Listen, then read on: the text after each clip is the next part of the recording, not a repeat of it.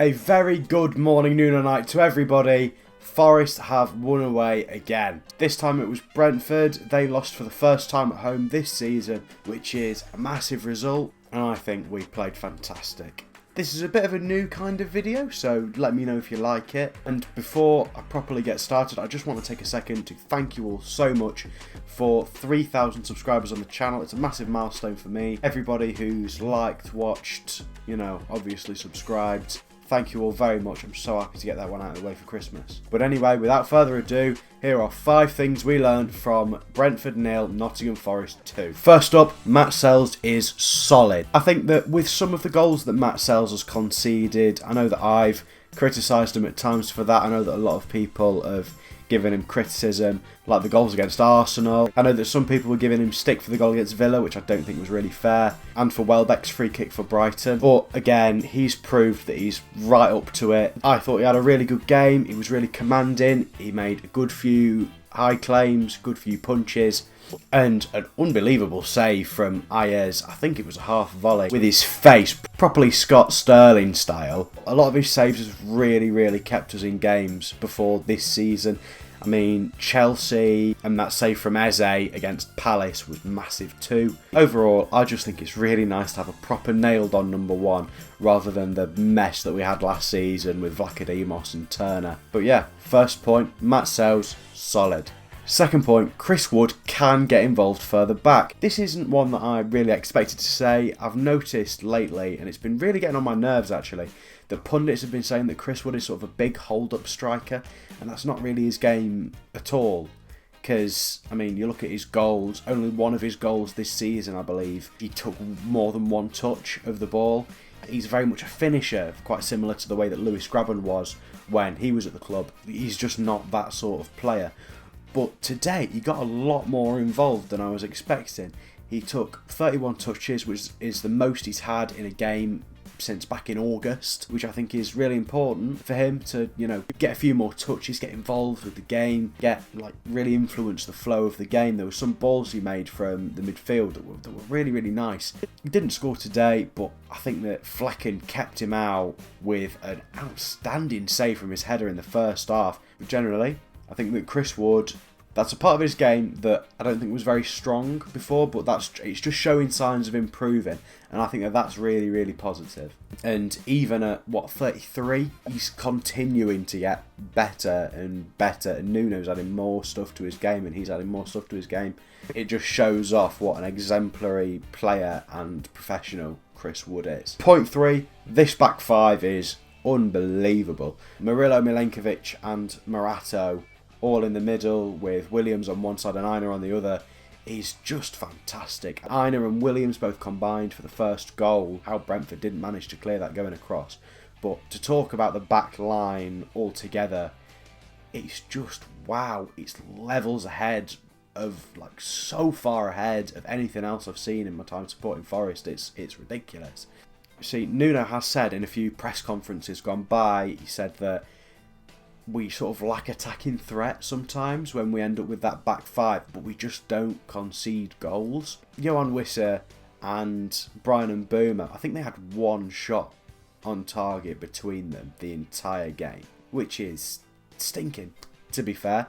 That's just examples of how brilliant this back line is and how solid we've become under Nuno. We've only conceded one goal in the times that Morato's been on the pitch.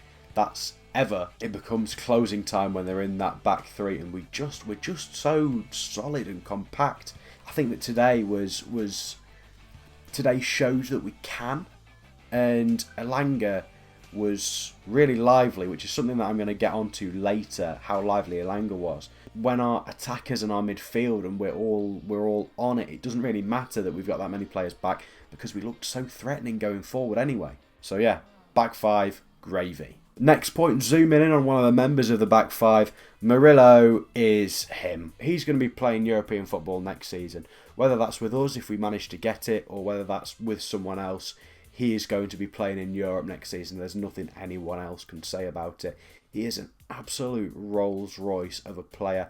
His ability on the ball, his ability to pass, to be calm in those situations where a lot of defenders can't, is just unreal, especially for his age as well, only 22. There's so much potential in there. I think that as well as his regular centre-back duties, he did a lot of sort of wandering up and pushing up like he's not really done before. I mean, he has done it before, but in situations that would end up with us losing the ball and ended up giving away a goal. It's not bad because we've got Murillo and Milenkovic covering. But in a back four, those sorts of situations can be really harmful to us.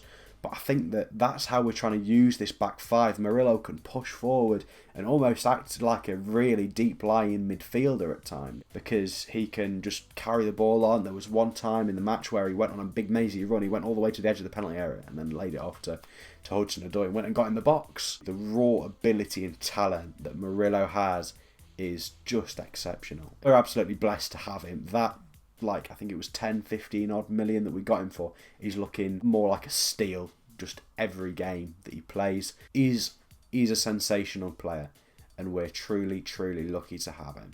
Murillo is him.